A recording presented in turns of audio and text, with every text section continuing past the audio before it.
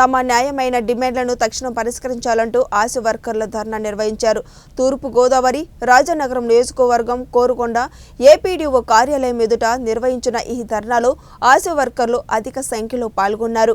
ఈ సందర్భంగా వారు మాట్లాడుతూ కనీస వేతనం పెంచాలని, విజయవాడ వెళ్లిన మా నాయకులను అక్రమంగా అరెస్టు చేశారని, వారిని తక్షణం విడుదల చేయాలని డిమాండ్ చేశారు. విజయవాడ కార్యక్రమానికి అందరినీ అరెస్ట్ చేసి బంధించారు. శాంతియుతంగా చేద్దాం అనుకున్న ఈ ధర్నానే ఇంతవరకు తీసుకొచ్చారు.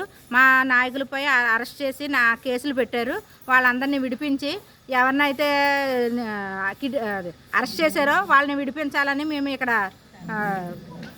మండల ఆఫీస్ దగ్గర ఏ మండల ఆఫీస్ దగ్గర ఆ మండల ఆఫీస్ దగ్గర మేము ధర్నా అయితే చేసాము.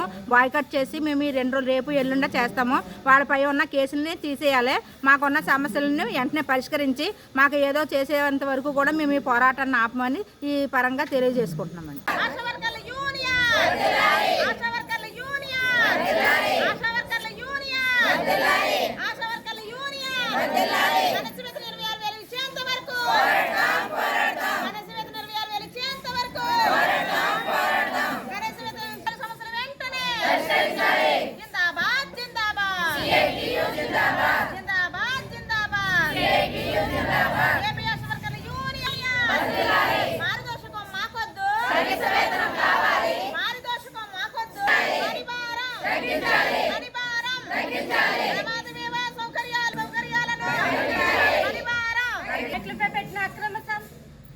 పెట్టిన అక్రమ